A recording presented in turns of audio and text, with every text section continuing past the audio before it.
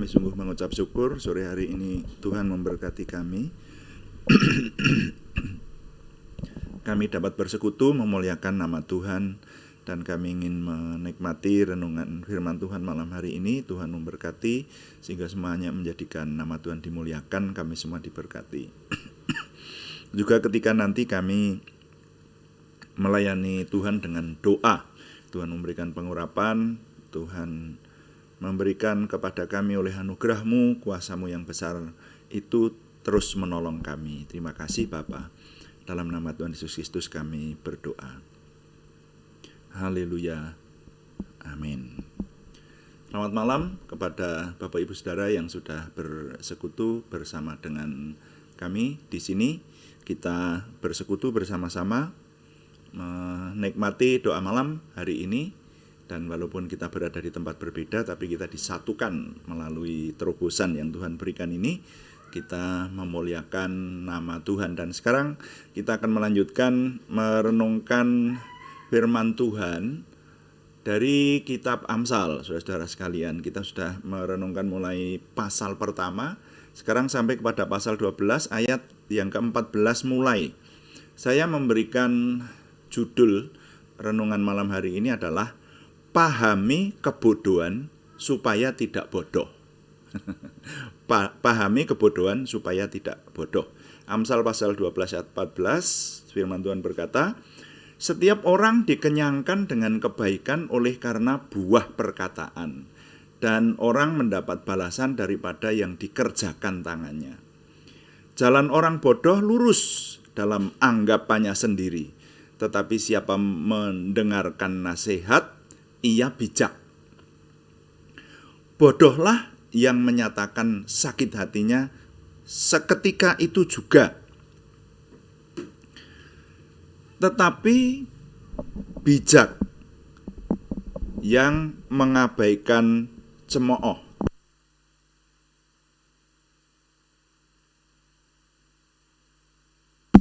Siapa mengatakan kebenaran, menyatakan apa yang adil, tetapi saksi dusta menyatakan tipu daya. Nah, sampai di situ ya. Ini dulu ayat-ayat ini. Mari kita teliti satu persatu. Ini firman Tuhan. Sekali lagi saya mengingatkan, ini bukan sekedar kata-kata mutiara atau kata-kata bijak zaman lampau, tapi ini firman Tuhan yang penuh dengan kuasa, yang dikatakan firman Tuhan itu menopang dunia ini. Nah, jadi Amsal itu firman Tuhan, saudara ya. Di sini dikatakan setiap orang dikenyangkan dengan kebaikan oleh karena buah perkataan.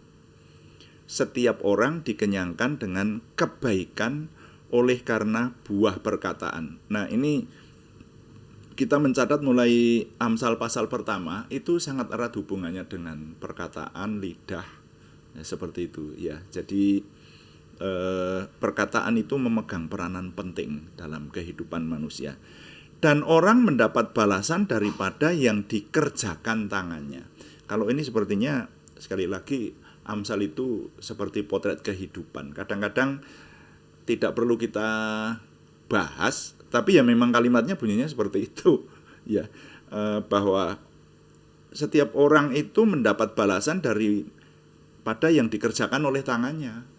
Kalau tangannya mengerjakan hal yang baik, menyelesaikan prestasi-prestasi yang baik, tentu akan kecenderungannya mendapat hasil yang baik. Tapi kalau tangannya berbuat jahat, ya tentu dia akan menerima hukuman. Kecenderungannya seperti itu ya. Lalu yang berikutnya, jalan orang bodoh. Nah, ini loh. Jalan orang bodoh lurus dalam anggapannya sendiri. Makanya saya memberi judul renungan hari ini adalah pahami kebodohan supaya tidak bodoh. Banyak orang mengalami, bahkan dalam perenungan dan juga pemahaman kita akan kiri kanan fakta yang ada di seputaran kita, ada orang bodoh yang tidak sadar bahwa dirinya bodoh. Nah, itu loh. Sehingga mari kita mempelajari kebodohan itu apa sih, supaya kita tidak bodoh. Begitu. Nah, di sini dikatakan jalan orang bodoh lurus dalam anggapannya sendiri. Jadi orang bodoh itu kalau melakukan sesuatu ya benerku ki begini, gitu loh. Jadi benar-benarnya sendiri. Jadi kebenaran itu milik sendiri, sehingga kebenaran umum bahkan yang sesuai dengan norma umum itu pun kalau orang bodoh tidak menganggap itu sebuah kebenaran. Nah, tetapi siapa mendengarkan nasihat, ia bijak. Nah, ini kebalikannya. Lalu yang berikutnya masih tentang kebodohan. Bodohlah yang menyatakan sakit hatinya seketika itu juga. Nah, makanya kemarin dulu saya pernah menyampaikan bahwa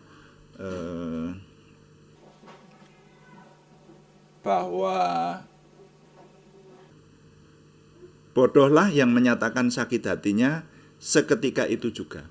Orang yang gampang marah itu menandakan bahwa orang kurang dewasa. Entah anak kecil atau orang dewasa. Anak kecil itu kan gampang marah, ya. Anak kecil yang belum dewasa itu gampang marah. Tidak mendapatkan sesuatu sedikit aja gitu aja nangis, marah gitu. Itu kan belum dewasa. Nah, itu sama dengan orang yang gampang marah. Nah, ini kan dikatakan bodohlah yang menyatakan sakit hatinya seketika itu juga. Jadi orang gampang marah. Kalau ada apa-apa seketika itu juga terus berkata bahwa saya sakit hati. Saya jengkel. Saya marah, seperti itu. Nah, itu loh. Nah, ini yang saya katakan, mari kita mempelajari kebodohan itu sebetulnya apa sih? Strukturnya kebodohan itu apa? Supaya kita tidak bodoh gitu loh. Nah, ini Amsal ini mengajarkan kepada kita bahwa orang yang gampang sakit hati itu orang bodoh. Kalau dipikir-pikir ada benarnya juga, walaupun itu tidak mudah. Seringkali bahkan diri kita sendiri saja juga pakai belajar untuk itu. Ya, tidak mudah. Tapi paling tidak kita memiliki kesadaran ke arah itu. Tetapi bijak yang mengabaikan cemooh.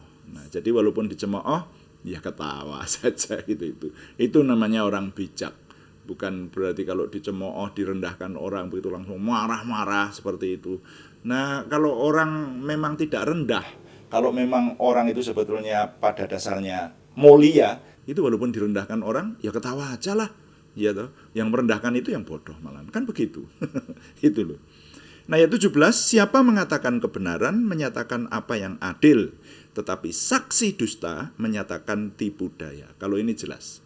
Siapa mengatakan kebenaran menyatakan apa yang adil. Keadilan dan kebenaran itu erat, ya. Tetapi saksi dusta menyatakan tipu daya. Saksi dusta menyatakan, namanya aja saksi dusta. Ya memang dia maunya berdusta. Berdusta itu untuk apa? Untuk tipu daya, untuk mencari kemenangan pihaknya sendiri atau pihak yang dibelanya. Seperti itu. Nah, jadi saudara, kenapa saya memberi judul Pahami Kebodohan Supaya Tidak Bodoh? Paling tidak di sini ada 2 poin yang disebutkan dalam 2 ayat ini. Bahwa orang bodoh itu di sini adalah orang yang tidak sadar bahwa itu bodoh. Bahwa apa yang dikerjakan itu benar, tapi sebetulnya tidak benar. Nah, itu loh. Nah, lalu yang berikutnya tadi, bodoh yang menyatakan sakit hatinya saat itu juga. Jadi gampang menyatakan sakit hati. Nah, karena itu ini rasanya ciri kebodohan ini kalau dibahas cukup panjang, tapi setidaknya sesuai dengan bagian yang kita pelajari ini, mari kita belajar supaya kita menjauhkan karakter kebodohan itu dari kita.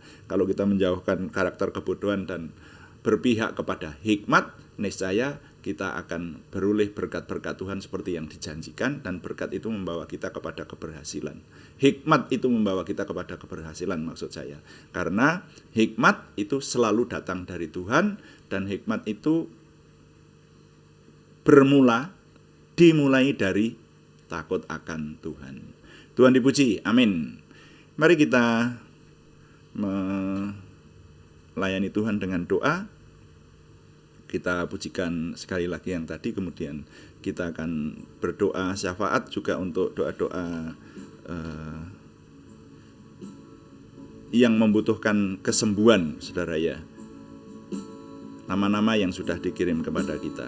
Pengharapanku hanya Yesus saja.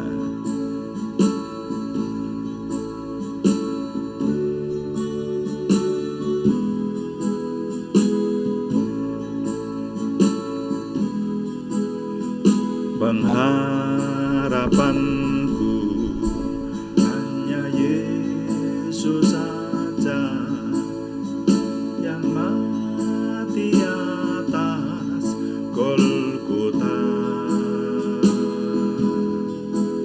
Dia gembala jiwaku yang sungguh, Yesus harapan jiwaku.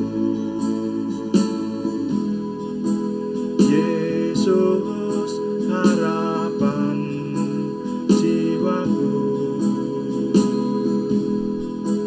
Yesus pelepas dosaku. Dia selamat dan kemenanganku. Yesus harapan jiwaku.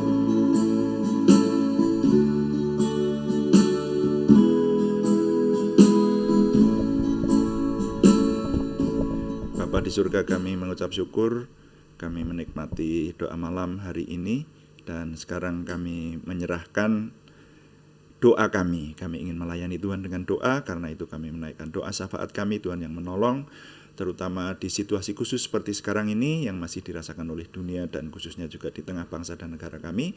Tuhan yang menolong kami sehingga kami dapat mengatasi segala sesuatunya, dan Bapa di surga, kami memperoleh pemulihan yang dari Tuhan itu, sehingga pemulihan dari berbagai segi hidup kami peroleh hari ini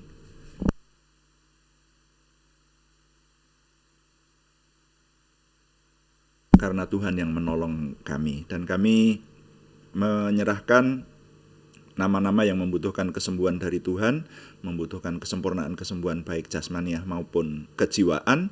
Kami menyerahkan saudara kami Aryati Wirawan, saudara kami Arni Setiawati, saudara kami Elisabeth Rianawati, saudara kami Budi Suswanti, saudara kami Warsiti, saudara kami Daud Widianto, semuanya di Purwodadi. Juga saudara kami Kristiningsih Joko Widodo, saudara kami anak Happy Kristiawan, semuanya di Jogja.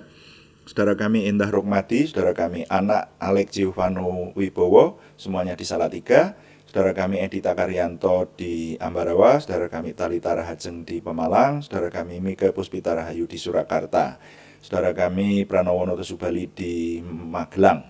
Tuhan yang menolong sehingga Tuhan memberikan kesembuhan semakin sempurna.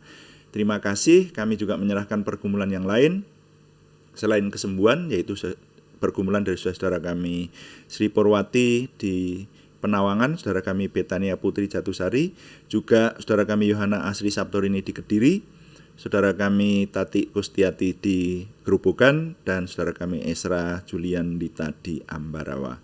Terima kasih Bapa di surga, kami menyerahkan pergumulan nama-nama yang sudah kami panjatkan dalam doa ini. Tuhan yang memberikan jalan keluar, terobosan baru, sehingga pertolongan Tuhan nyata. Terima kasih, tiap hari Tuhan memberikan kekuatan kepada kami oleh kebenaran firman-Mu dan oleh pertolongan-Mu sendiri, sehingga kami semakin hari semakin memiliki percaya diri bersama dengan Tuhan, semakin memiliki optimisme dan antusiasme, memiliki semangat bergairah menyambut masa depan kami untuk meraih kemenangan bersama dengan Tuhan. Terima kasih Bapa, kami mohon Tuhan yang menyempurnakan doa kami oleh pertolongan dan pimpinan Roh Kudus, karena semuanya kami persembahkan dengan mantap percaya dalam nama Tuhan Yesus Kristus Juru Selamat kami. Haleluya. Amin. Demikian doa malam hari ini, saudara, dan kami tetap mengharapkan dukungan dari saudara. Terima kasih yang sudah ikut mendukung, masuk, berikan terus. Yang belum memberikan subscribe, silahkan memberikan subscribe. Juga berikan like, komen, dan share. Bagikan kepada teman-teman dan sahabat yang lain, sehingga lebih banyak lagi yang mendukung, lebih banyak lagi yang melayani bersama kita, dan lebih banyak lagi yang diberkati. Selamat malam, Tuhan memberkati. Amin.